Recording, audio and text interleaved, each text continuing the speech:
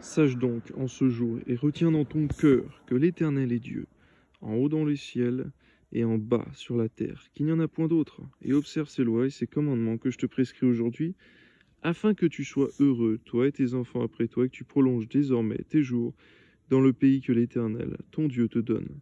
On voit que l'obéissance à tes commandements, à ta parole, Seigneur mon Dieu, de cela dépend notre joie, notre bonheur, et la prolongation de nos jours, Seigneur.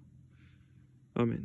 Alors Moïse choisit 3 villes de l'autre côté du Jourdain, à l'Orient, afin qu'elles servissent de refuge aux meurtriers qui auraient involontairement tué son prochain sans avoir été auparavant son ennemi, afin qu'il pût sauver sa vie en s'enfuyant dans l'une de ces villes. C'était Bétser, dans le désert de la plaine, chez les Rubénites, Ramoth en Galade, chez les Gadites, et Golad en Basan, chez les Manassites. C'est ici la loi que présenta Moïse aux enfants d'Israël. Voici les préceptes, les lois, les ordonnances que Moïse prescrivit aux enfants d'Israël, après leur sortie d'Égypte. C'était de l'autre côté du Jourdain, dans la vallée, vis-à-vis de Beth-péor, au pays de Sion, roi des Amoréens, qui habitait à Hesbon et qui fut battu par Moïse et les enfants d'Israël. Après leur sortie d'Égypte, ils s'emparèrent de son pays et de celui d'Og, roi de Basan. Ces 2 rois des Amoréens étaient de l'autre côté du Jourdain, à l'Orient. Leur territoire s'étendait depuis Aroër, sur les bords du torrent de l'Arnon, jusqu'à la montagne de Sion, qui est l'Hermon. Et ils embrassaient toute la plaine de l'autre côté du Jourdain, et à l'Orient jusqu'à la mer de la plaine, au pied du Pisga. Deutéronome chapitre 5. Moïse convoqua tout Israël et leur dit: Écoute Israël, les lois et les ordonnances que je vous fais entendre aujourd'hui. Apprenez-les, mettez-les soigneusement en pratique. Amen. L'Éternel notre Dieu a traité avec nous une alliance à Horeb. Ce n'est point avec nos pères que l'Éternel a traité cette alliance, c'est avec nous. Nous sommes ici aujourd'hui tous vivants. L'Éternel vous parla face à face sur la montagne, du milieu du feu. Je me tins entre l'Éternel et vous, pour vous annoncer la parole de l'Éternel, car vous aviez peur du feu, et vous ne montâtes point sur la montagne. Il dit: Je suis l'Éternel ton Dieu, qui t'ai fait sortir du pays d'Égypte, de la maison de servitude. Tu n'auras point d'autre Dieu devant ma face. Tu ne te feras point d'image taillée de représentation quelconque des choses qui sont en haut dans les cieux, ni qui sont en bas sur la terre, et qui sont dans les eaux plus bas que la terre. Tu ne te prosterneras point devant elles, tu ne les serviras point, car moi, l'Éternel ton Dieu, je suis un Dieu jaloux, qui punit l'iniquité des pères sur les enfants jusqu'à la 3e et la 4e génération de ceux qui me haïssent, et qui fait miséricorde jusqu'à la 1000e génération à ceux qui m'aiment et qui gardent mes commandements. Tu ne prendras point le nom de l'Éternel ton Dieu en vain, car l'Éternel ne laissera point impuni celui qui prendra son nom en vain. Observe le jour du repos pour le sanctifier, comme l'Éternel ton Dieu te l'a ordonné. Tu travailleras 6 jours, tu feras tout ton ouvrage. Mais le 7e jour est le jour du repos de l'Éternel ton Dieu. Tu ne feras aucun ouvrage, ni toi, ni ton fils, ni ta fille, ni ton serviteur, ni ta servante, ni ton bœuf, ni ton âne, ni aucune des bêtes, ni étranger qui dans tes portes, afin que ton serviteur et ta servante se reposent comme toi. Au passage, Seigneur, effectivement, dans la plupart, Seigneur mon Dieu, des pays, on travaille 5 jours sur 7. Seigneur mon Dieu, effectivement, il nous est permis, selon ta parole, de travailler 1 jour de plus, Seigneur mon Dieu, pour gagner de l'argent. Mais cependant, Seigneur mon Dieu, tu ne permets pas de travailler, Seigneur, 7 jours sur 7, car tu ordonnes le jour du repos, Seigneur mon Dieu.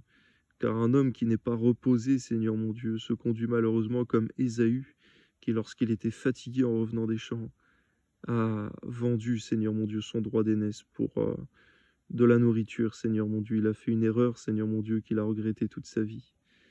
Et nous de même, Seigneur mon Dieu, au sein de la fatigue, nous ne voudrions pas, Seigneur mon Dieu, commettre des choses irréparables. Et comme malheureusement Moïse, Seigneur, qui a cédé, Seigneur, face à la colère, à cause, Seigneur, des murmures du peuple, Seigneur, et qui a fini par perdre sa propre possession. Garde-nous, Seigneur mon Dieu, d'accepter que la fatigue, Seigneur, nous amène à faire des choses que nous regretterions éternellement. Donne-nous de savoir prendre le temps du repos, Seigneur.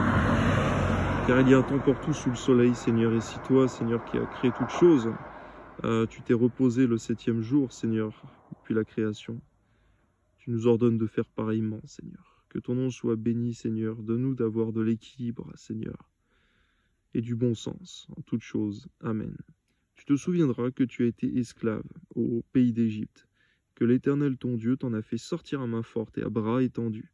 C'est pourquoi l'Éternel ton Dieu t'a ordonné d'observer le jour du repos. Honore ton père et ta mère, comme l'Éternel ton Dieu te l'a ordonné, afin que tes jours se prolongent et que tu sois heureux dans le pays que l'Éternel ton Dieu te donne. C'est ce que tu ordonnes, Seigneur mon Dieu, c'est que l'homme apprenne, Seigneur mon Dieu, à honorer, à aimer, à obéir, Seigneur, à ses parents, afin que ses jours se prolongent et qu'ils soient heureux. Donne-nous, Seigneur mon Dieu, d'agir ainsi, Seigneur mon Dieu, à l'égard de nos parents, Seigneur, au nom de Jésus. Amen. Tu ne tueras point, tu ne commettras point d'adultère, tu ne déroberas point, tu ne porteras point de faux témoignages contre ton prochain.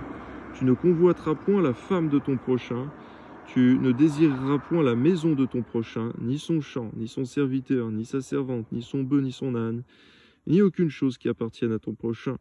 Garde-nous, Seigneur mon Dieu, de nous livrer, Seigneur, d'accepter, Seigneur, toutes ces mauvaises pensées que le malin met dans nos cœurs, Seigneur, concernant l'envie, Seigneur mon Dieu, de ce qu'a notre prochain, Seigneur, et concernant, Seigneur, tout ce qui ne correspond pas à l'amour pour le prochain. Quand tu as dit, Seigneur mon Dieu, que tous ces commandements s'accomplissent, Seigneur mon Dieu, dans une seule parole, tu aimeras ton prochain comme toi-même, et tu aimeras Dieu de tout ton cœur. Amen. Telles sont les paroles que prononça l'Éternel à haute voix sur la montagne, du milieu du feu, des nuées et de l'obscurité, qu'il adressa à toute votre assemblée sans rien ajouter. Il vous écrivit sur 2 tables de pierre qu'il me donna.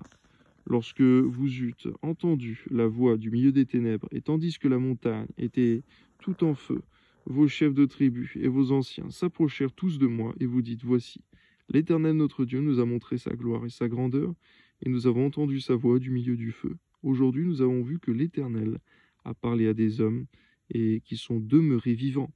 Et maintenant, pourquoi mourions-nous? Car ce grand feu nous dévorera. Si nous continuons à entendre la voix de l'Éternel notre Dieu, nous mourrons. Quel est l'homme, en effet, qui ait jamais entendu, comme nous, la voix du Dieu vivant parlant du milieu du feu, qui soit demeuré vivant?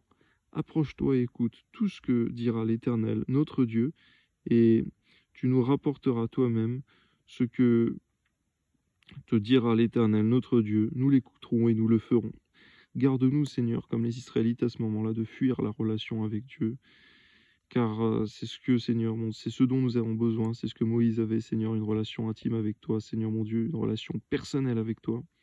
Et c'est ce que tu souhaites, Seigneur, avec tous les hommes, qu'ils soient réconciliés en Jésus-Christ. Amen. L'Éternel entendit les paroles que vous m'adressâtes. Et l'Éternel me dit, j'ai entendu les paroles que ce peuple t'a adressées.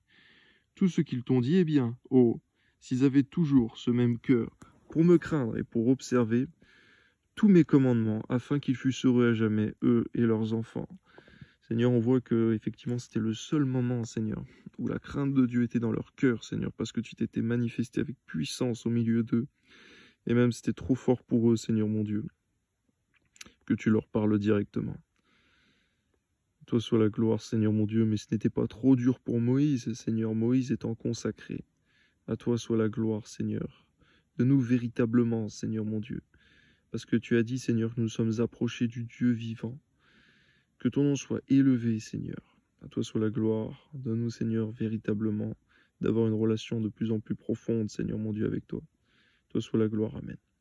Va, dis-leur, retournez dans vos tentes, mais toi, reste ici avec moi, et je te dirai tous les commandements, les lois et ordonnances que je leur enseignerai, que tu leur enseigneras, afin qu'ils les mettent en pratique dans le pays dont je leur donne la possession. Vous ferez avec soin ce que l'Éternel, votre Dieu, vous a ordonné. Vous ne vous en détournerez ni à droite ni à gauche, vous suivrez entièrement la voie que l'Éternel, votre Dieu, vous a prescrite, afin que vous viviez et que vous soyez heureux, afin que vous prolongiez vos jours dans le pays dont vous aurez la possession. Toi soit la gloire, Seigneur mon Dieu, pour ta parole, Seigneur mon Dieu, qui nous aide à marcher droitement, Seigneur mon Dieu. Et ce que tu désires, c'est que nous marchions humblement devant toi, que nous pratiquions la justice, Seigneur. Que nous pratiquions ce qui est bien envers notre prochain, Seigneur. Tu as donné des lois, des ordonnances, des commandements, Seigneur. Parce que tu sais que l'homme est livré au mal, Seigneur mon Dieu, envers son prochain. Et qu'il est livré à l'idolâtrie, Seigneur. Et tu veux détourner l'homme, Seigneur, de cette voie de perdition, insufflée par le diable. À toi soit la gloire, Seigneur, dans le nom de Jésus. Amen.